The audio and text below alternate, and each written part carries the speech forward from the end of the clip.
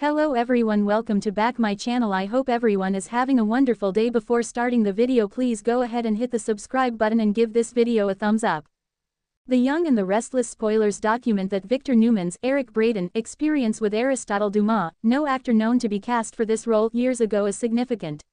He believes this unseen character, whom Victor never saw, is aiming for Newman Enterprises. Viewers are watching the seemingly slow drip introduction of a character. However, Aristotle has already been seen and might be in Genoa City, Wisconsin. Speculating about which past or current character would be like trying to determine why Michael Baldwin, Christian LeBlanc believes Victor is a replacement father figure when he's not. Suffice it to say, using a cliché, Aristotle could be anyone, including a genuinely new character that an actor will portray. Billy Abbott is being used. Victor isn't right about specific points, but is correct when assessing Billy Abbott's Jason Thompson connection to Aristotle. That corporatist wouldn't reach out to Jack Abbott's Peter Bergman, little brother, for any reason other than to use him. It feels like Aristotle, or whoever contacted Billy under that guise, wants to leverage the angst against Victor.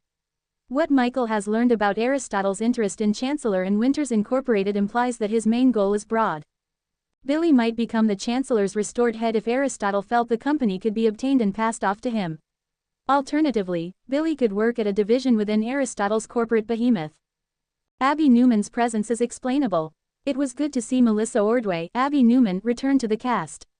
This longtime stalwart was dropped to recurring status in recent months, which led to her character supposedly exploring Europe. Seeing Abby visit her father at the new ranch house wasn't unusual. Many Newmans pay homage to the man who has provided them with a lush lifestyle, which offers earned respect. Sharing intel about Aristotle with Abby was purposeful. He wants her to remain on guard, but also knows she has the most direct link to Winters Incorporated through her husband, Devin Winters Brighton James. Devin doesn't like Victor's methods but values his business acumen. He does appreciate what will likely prove to be another suitable warning about the man Damian Kane, Jermaine Rivers, works for. Victor Newman isn't prepared to lose. Projecting a climax where Aristotle takes control of Newman Enterprises would be a significant guess. Braeden remains the lead character on this soap opera, and Victor is the king of this Midwestern city. Yet, that type of storyline would be powerful.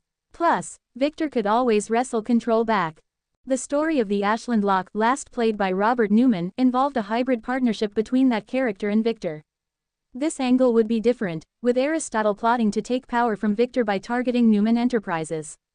This site is a leading source for everything linked to the Young and the Restless. Check back regularly for Y&R spoilers and news. The Young and the Restless spoilers. Victor recognizes true threat, Newman Enterprises under attack. The world of the Young and the Restless is no stranger to corporate warfare, family feuds, and power plays, but nothing has prepared the Newman family for the storm that's now brewing. In a twist that promises to shake Genoa City to its core, Victor Newman, the patriarch, the mogul, the legend, has finally seen through the smoke and mirrors to recognize a threat that could bring Newman Enterprises crashing down. This isn't just another business deal gone wrong or a hostile takeover attempt by an ambitious rival. No, this is deeper, more dangerous, and perhaps most shocking of all, it's coming from inside the circle he once thought unbreakable. Shadows in the boardroom. Victor has faced many enemies in his time. Jack Abbott, Adam Newman, Ian Ward, and even his own children, but this time, the threat is more elusive, and that makes it far more dangerous. For weeks, Victor has been noticing discrepancies in Newman Enterprises' financials. Nothing glaring, just subtle, deliberate shifts in investments, hidden losses masked by fabricated reports, and strange acquisitions he never authorized. At first, he suspected Adam. History, after all, repeats itself. But upon closer investigation, Victor realized that Adam was clean this time, perhaps for the first time in a long time. Adam, surprisingly, had been focused on rebuilding his life and repairing relationships with Connor and Chelsea. His ambition, for once, wasn't aimed at Newman Enterprises. That left Victor with a chilling realization: if not Adam, then who? The puppet master revealed. Victor began working in silence, launching his own quiet investigation. He brought in private security and forensic accountants, each sworn to secrecy. What they uncovered was both illuminating and terrifying: a coordinated effort to weaken Newman's hold over its most profitable sectors, slow bleed-outs of capital, and carefully timed media leaks designed to undermine the company's public image. But the most shocking detail: the fingerprints didn't lead to an outsider, they pointed toward a name inside the Newman dynasty. And the deeper Victor dug, the clearer it became. The threat wasn't just someone trying to ruin Newman Enterprises, it was someone trying to replace it. To burn it to the ground and build something new on its ashes. And that someone, Victoria Newman. Blood, betrayal, and business. Victoria has always been her father's daughter, intelligent, ruthless, and driven. For years, Victor groomed her to be his successor, often putting her ahead of her brothers. But somewhere along the line, their visions diverged. Victoria no longer wanted to inherit Newman Enterprises, she wanted to reinvent it. Or perhaps, completely own it. Sources close to the situation reveal that Victoria had been secretly building alliances with international investors, shifting funds through dummy corporations, and even orchestrating the departure of key executives from Newman to her own shadow company, Valiant Industries.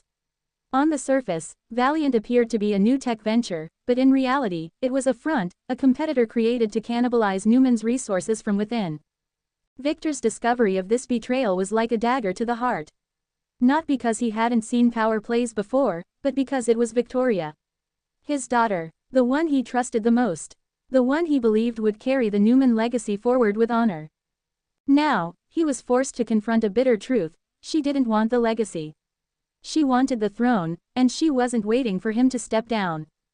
The gathering storm. With the truth exposed, Victor didn't act immediately. That's not his way. The mustache never plays his full hand too early. Instead, he began to set the board, piece by piece, calling in allies, securing his assets, and preparing for a counter-strike that would leave no room for doubt about who really ruled Genoa City. He reconnected with Nikki, pulling her back into the loop as both a confidant and a strategist. He brought Nick back into the corporate fold. Though reluctant, Nick knew that when the family was under threat, loyalty had to come before personal differences. Even Adam, upon hearing about Victoria's betrayal, offered to help, not out of love for his sister, but out of a shared interest in preserving the empire their father built. The Newmans, fractured though they may be, were circling the wagons. But Victoria was always 3 steps ahead. When she realized Victor was onto her, she didn't back down. She went public, announcing the launch of Valiant Industries with a press conference that dominated headlines and sent Newman stock into a spiral. In her speech, she painted Newman Enterprises as outdated, stuck in the past, and unable to adapt to the modern world. Valiant, she claimed, was the future, a future unchained from patriarchal control and corporate greed. Victor watched the broadcast in silence, rage simmering just beneath the surface. Lines in the sand. The fallout was immediate and brutal. Investors began pulling out. Shareholders demanded answers. Media outlets speculated that Victor was no longer fit to lead. It was exactly what Victoria had planned. But Victor Newman doesn't go down without a fight. In a boardroom battle that will be remembered as one of the Young and the Restless's most explosive arcs, Victor faced off with Victoria, armed with evidence, allies, and something far more powerful: experience. He didn't just expose her duplicity, he laid bare every step of her betrayal, including recordings of her private meetings, financial records linking her to Valiant, and even testimony from her closest confidants who had turned when faced with criminal charges. But even then, Victoria didn't flinch. She stood her ground, defending her actions as necessary evolution. In her mind, she wasn't betraying Newman Enterprises, she was saving it. She accused Victor of holding onto an empire built on ego, of refusing to let go, of clinging to outdated ideals. And for a moment, the room went silent. Because part of what she said rang true. The price of power. This moment of reckoning hit hard. Victor, for all his power and pride, had to face a difficult question: had he become the very thing he once fought against? A tyrant in a tailored suit, holding back the future out of fear. But that self-reflection wouldn't last long. Because Victor knew something Victoria didn't: you don't protect a legacy by destroying it. You evolve it. With control, with strategy, and yes, with family. So he made a decision that surprised everyone. He didn't destroy Victoria. He didn't press charges, didn't strip her of her name or her stake. Instead, he made her an offer, a merger. A partnership between Newman Enterprises and Valiant Industries, but on his terms. Power doesn't mean control, Victor told her, in a rare moment of vulnerability. It means legacy, and legacy is something you share, not steal. Whether Victoria accepts remains to be seen. The war isn't over, the wounds are fresh, and trust, once broken in the Newman family, takes a long time to mend. Final thoughts. As the dust settles, one thing is clear: Newman Enterprises is under attack, but not from an outsider. This time, the threat came from within. And while Victor Newman may have recognized the danger just in time, the battlefield has changed. The fight for Newman Enterprises' future isn't just about money or power, it's about legacy, loyalty, and what it truly means to carry the Newman name.